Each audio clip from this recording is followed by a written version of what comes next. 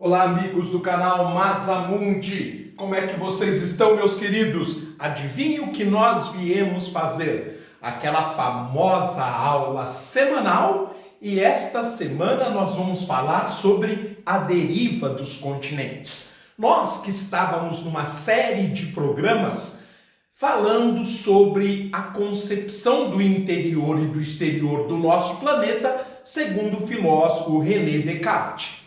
Realmente a concepção dele era extremamente moderna, tendo em conta, sobretudo, o período em que Descartes viveu, 1571 a 1630, e ter tido toda essa percepção. No entanto, após Descartes, seu modelo ou foi sendo descartado, debatido ou, evidentemente, enaltecido. Portanto, nós precisamos deixar o século XVII e adiantar-se no tempo para que possamos entender os novos modelos sobre a origem dos continentes. Vamos lá, gente? Vamos ver o que nós trouxemos para vocês hoje de texto base, seus comentários, suas observações. Origem dos continentes, amigos. Desde essa época, ou seja, a época de Descartes, século XVI, século XVII, as teorias de formação dos continentes a partir do fundo dos mares, que era chamada de netunismo, por afundamento destes e, portanto, abaixamento do nível da água sobre a superfície, ganharam muito prestígio em consequência do maior conhecimento que se adquiria dos fósseis. Então agora, as pessoas que defendiam a movimentação dos continentes e dos mares, sobretudo tendo como origem os sedimentos marinhos e suas consequentes movimentações, terão uma prova que àquela época, para eles, era irrefutável, que eram os fósseis. Os fósseis que se encontravam nos altos das montanhas, por exemplo. Ora, como eles foram parar naquele local? Isto só era possível, evidentemente, segundo eles, se tivesse havido no passado um mar que hoje era uma montanha.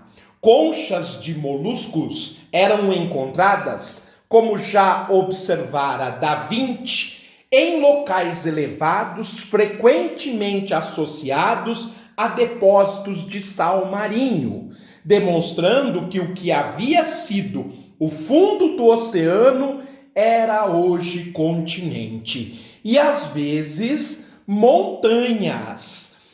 Os plutonistas, que defendiam a tese contrária, que tudo era criado por rochas que vinham do interior da Terra, sobretudo após erupções vulcânicas, por sua vez, como o grande naturalista francês Georges Leclerc, né? O nome dele era Georges Louis Leclerc, gente. E ele tinha o título de Marquês de Buffon. Por isso que eu escrevi lá o naturalista francês Buffon, que vai viver basicamente no século XVIII, de 1707, o início do século XVIII, até o final, 1788. Mais uma vez, o Buffon, na verdade, era seu título, o Conde de Buffon, o título de nobreza. No entanto, seu nome era Charles-Louis Leclerc, aliás, um dos primeiros grandes naturalistas da história da ciência. Em meados do século XVIII, os plutonistas apresentavam provas cada vez mais convincentes da origem vulcânica de grandes massas de rochas continentais. Como isto era possível? Ora, eles observaram que uma rocha vulcânica, que ela é muito comum, chamada basalto, é aquela que, por exemplo, os carros percorrem na rodovia ou na rua que passa de frente à sua casa, aquela rocha escura, aquilo é uma rocha vulcânica chamada basalto. Aliás, o basalto ele suporta o peso dos continentes, isso mesmo. Os continentes têm uma crosta só para ele, e essa crosta é predominantemente formada de granito. Já o fundo dos mares e o alicerce desta crosta continental, ela é formada de basalto. Então ela existe além de na superfície e é muito utilizada na construção civil, no concreto, por exemplo, no asfaltamento, outro exemplo, mas ela é também a rocha do fundo dos mares. A primeira grande contenda científica travou-se a respeito do basalto, rocha escura e pesada que além do fundo dos oceanos recobre grande parte dos continentes. A região em que eu vivo, o Oeste Paulista, ele alterna tanto rochas vulcânicas, sobretudo basalto, como rochas sedimentares, sobretudo o arenito.